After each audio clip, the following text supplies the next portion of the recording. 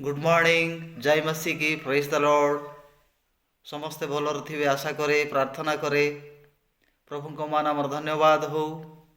आज आपण मान निकट एक सुंदर परमेश्वर वाक्य नहीं आसी अल्प समय आम ध्यान करवा जहाँकि हितोपदेश 13 पर्व 4 पद से स्थान लेखा अच्छी अलसुआ मनरे बांछा कले ही किछि पाए ना किंतु कर्मशील प्राण से कौन हेब हृष्ट पृष्ठ हेब।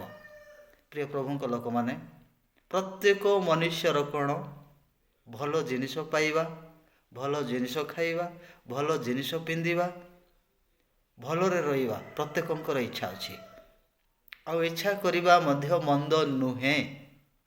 आम इच्छा करिथाउ किंतु पाई न थाउ।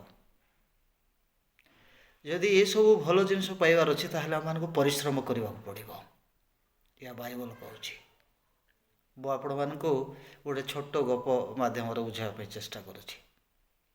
दी जन जिया थे जिया आमर लोकल लाइब्रेरी केंचुआ बोली कहते आउ से दी जन जिया गोटे गछरे चढ़ाई चेष्टा कले चेष्टा करू करू से माने तले पड़ जाउछंती आउ थरे चेष्टा करुछंती चेष्टा करू करू जनकर कौन हो गला ना तले पड़ी पड़ी कि तार सब छिंडी छिंडी की छोट हो गला किंतु आउ जने भाविला एते कष्ट मु कहीं करी आउ सी जाइकी कादुआ भितर पशिकी आराम शोला किंतु ये जो जड़े चेष्टा कला तार आज खंडे छिंडिला काली खंडे छिंडिला सेमती छिंडी छिंडी की पूरा तार छोट शरीर हो गला।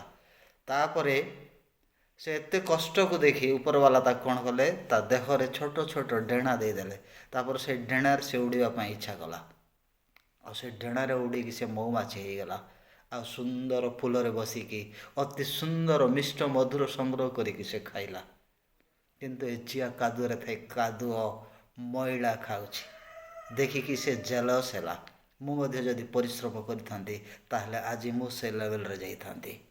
प्रिय युवा मान को मु आह्वान करने चाहे युवक समय केवल थरे मिले आ से समय होची आम मानकर कैरियर बनैबार समय।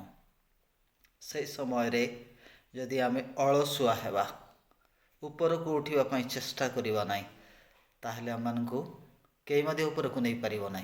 अनेक लोक प्रभु को द्वार खोलिया प्रार्थना करिथांती अनेक लोक माने से जीवन रे उन्नति करने प्रार्थना करिथांती। यह निश्चित भाव में भल विषय अटे। प्रार्थना करने सहित आम को आग को बढ़ा पड़ो। वाक्य लेखा अच्छी कर्मशील हस्त धनवान कराई किंतु दरिद्र घटाई जे शिथिल हस्त अटे से तार दरिद्र घटाई। तेणु आसु आमने यही कर्ममय जीवन रे प्रभु आम को जे कौन सी कर्म देइछंती समस्त बुद्धि ज्ञान बल दे करने चेष्टा करवा। प्रभु समस्त को आज दिन में यही वाक्य द्वारा प्रचुर भाव में आशीर्वाद करंतु। आमेन। जय मसीह की प्रेज द लॉर्ड।